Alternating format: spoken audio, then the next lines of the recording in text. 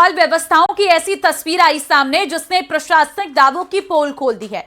Mandawara road पर जलभराव इतना गहरा गया था कि एक शव यात्रा को भी घुटनों तक भरे पानी से होकर गुजरना पड़ा। हिंडौन के जगमोहन कंबलवाल की पत्नी लक्ष्मी देवी की अंतिम यात्रा जब घर से निकली तो परिजन और शामिल लोगों को जलमग्न सड़क से होकर गुजरना पड़ा। मंडावरा रोड पर लंबे समय से जलभराव की समस्या बनी हुई है और बारिश के बाद हालात और बिगड़ गए। स्थानीय लोगों का कहना है कि जल निकासी व्यवस्था पूरी तरह फेल हो चुकी है, जिससे राहगीरों और वाहन चालकों को भी भारी परेशानी का सामना करना पड़ रहा। क्षेत्रवासियों ने प्रशासन और सार्वजनिक निर्माण विभाग से तत्काल जल निकासी और सड़क सुधार की प्रभावी कार्रवाई की मांग की।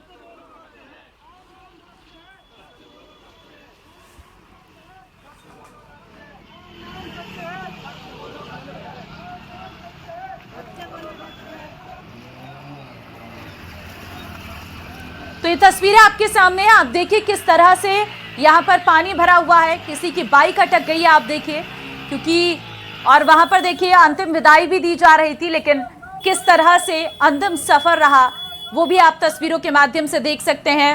घुटनों तक भरा ये पानी जिससे होकर ये शव यात्रा निकली है।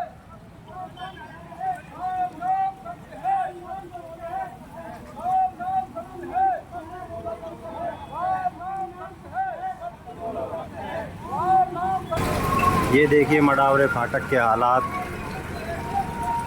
अंतिम संस्कार के लिए शोभा यात्रा को ले जाते हुए तो देखिए यहाँ पर किस तरह से अंतिम संस्कार के लिए अंतिम विदाई निकाली जा रही है और जाहिर तौर पर ये तस्वीरें बता रही हैं कि सिस्टम की कितनी बड़ी लापरवाही है।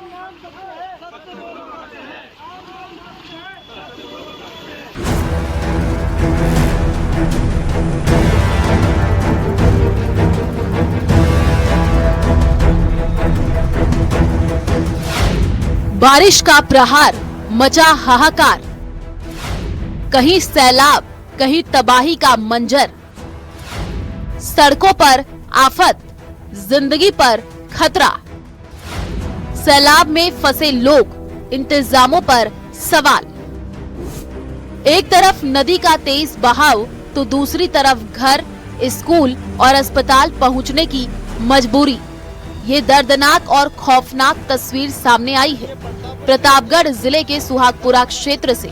यहाँ कुंडाल, गनावा और ठिकरिया गांवों के बीच स्थिति छोटी सी पुलिया पर मॉनसून आते ही मौत का साया मंडराने लगता है। पुलिया पर करीब 2 से 3 फीट पानी बह रहा है, लेकिन मजबूरी ऐसी कि बच्चे, महिलाएं और मरीज जान हथेली पर रख करके इस उफान मारते पानी को पार करने को मजबूर है।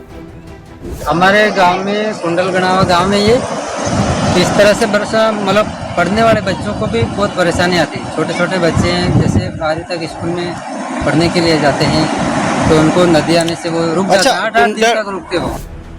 यहाँ के हालात इतने खराब हैं कि आपातकालीन स्थिति में यहाँ एम्बुलेंस तक नहीं पहुँच पाती, जिससे मरीजों को 20 किलोमीटर का अतिरिक्त सफर तय करना पड़ता है। वहीं मासूम स्कूली बच्चों को हर दिन 1 घंटे का अतिरिक्त समय गंवाना पड़ रहा है। ऐसे में सरकार से गुजारिश है कि जल्द से जल्द यहाँ पक्का और ऊंचा पुल बनाया जाए। शासन प्रशासन कोई ध्यान नहीं दे रहा है। अच्छा, वो अपने हिसाब से काम करें। हाँ, अगली बार कर देंगे, 5 साल में कर देंगे ना, आप रिपोर्ट दो। हर बार मतलब 500 वोटर है, चुनाव के टाइम नेता लोग आपसे वोट लेने आते हैं, तो इस तरह की समस्या से आप अवगत तो कराते होंगे ना? करवाते हैं, ध्यान नहीं देते लोग। अच्छा, हमने भी ज्ञापन दिया कई बार। अच्छा, कलेक्टर जांच के भी दिया था, कोई ध्यान नहीं। वहीं दूसरी ओर चूरू में उत्तरी हवाओं के साथ हुई 28.8 mm बारिश ने लोगों को उमस भरी गर्मी से राहत दिलाई है। तापमान में गिरावट दर्ज की गई है। खेतों में खड़ी खरीफ फसलों को भी इस बारिश से नया जीवन मिला है, लेकिन राहत के साथ साथ इस बारिश ने शहर की जल निकासी व्यवस्था की पोल खोल करके रख दी है। राजकीय Lohia college, PWD guest house, Shiv colony और चिजारा मोहल्ले जैसे निचले इलाकों में सड़कें झीलों में तब्दील हो गई। चूरू के अंदर काफी इंतजार के बाद बारिश हुई। बारिश की वजह से लोगों को गर्मी से तो राहत मिली है, लेकिन शहर के जो निचले इलाके हैं उन निचले इलाकों में तमाम पानी भर गया है। अभी हम चूरू का जो राजकीय लोहिया कॉलेज है, इस राजकीय लोहिया कॉलेज के सामने खड़े हैं, जहां आप देख सकते हैं कि जो जल स्तर है, वो जल भराव है वो काफी हो गया है। और बारिश के दौरान तो जो पानी है वो कॉलेज के अंदर तक गया था। कुछ स्टूडेंट हमारे साथ हैं, इनसे जानते हैं क्या कहेंगे, पुल के किस तरह की बारिश हुई और क्या हालात रहते हैं। बारिश सुबह अचानक शुरू हुई और देखते ही देखते हम यहीं बैठे थे लोहिया कॉलेज के आगे, तो ऐसे लगा मानो जैसे जल का सैलाब आ गया। कॉलेज के अंदर तक हमारी सीढ़ियां हैं, वहां तक पानी और 2-2 फुट आ गया। अभी बारिश ऐसे लगा कि जैसे 28-30 mm हुई। यहाँ पे ही नहीं, लोहिया कॉलेज तो एक छोटी सी बात है, आई हॉस्पिटल के पास जो मेन रास्ते हैं, चांदनी चौक और जो चेजारान मोहल्ला है, वहां पे भी पानी का भराव इतना बढ़ गया है कि आम लोगों को समस्याओं का सामना करना पड़ रहा है। वहीं राजधानी जयपुर में बारिश के बाद सड़कों की हालत बिगड़ गई है। कम बारिश में ही सड़कें क्षतिग्रस्त हो गई। MI रोड समेत कई जगहों पर सड़क पर गड्ढे उभर आए हैं।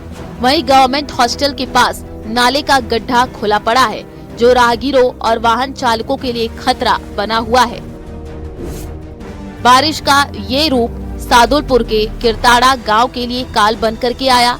यहाँ अचानक आकाशीय बिजली गिरने से एक घर खंडहर में तब्दील हो गया। गनीमत ये रही कि इस हादसे में कोई जनहानि नहीं हुई है, लेकिन गरीब परिवार की पूरी गृहस्थी और बिजली की फिटिंग जल करके खाक हो गई। घटना के बाद प्रशासन से आर्थिक सहायता की गुहार लगाई गई है। चाहे उफान मारती नदियां हो, जलभराव से जूझते शहर हो या कुदरत की मार झेलते ग्रामीण, मॉनसून की ये तस्वीरें साफ बयां करती हैं कि समय रहते अगर प्रशासनिक इंतजाम और स्थायी समाधान न किए गए तो बारिश की हर बूंद राहत नहीं बल्कि आफत बन जाती है। Bureau report, news 18 Rajasthan.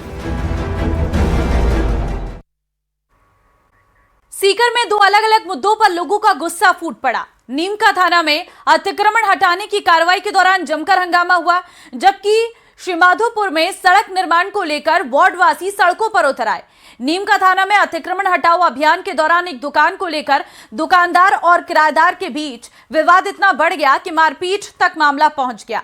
सूचना पर पहुंची पुलिस ने 4 लोगों को हिरासत में लिया, जिसके बाद हालात सामान्य हुए और प्रशासन ने दोबारा कार्रवाई शुरू की। वहीं श्रीमाधोपुर में वार्ड 17 में लोगों ने सड़क निर्माण की गुणवत्ता पर सवाल उठाते हुए प्रदर्शन किया। वार्डवासियों का आरोप है कि सड़क का लेवल अधिक ऊंचा होने से नालियों का पानी नहीं निकल रहा है। लोगों ने पालिका प्रशासन और ठेकेदार के खिलाफ नारेबाजी करते हुए निर्माण कार्य की जांच और सड़क का लेवल सुधारने की मांग की।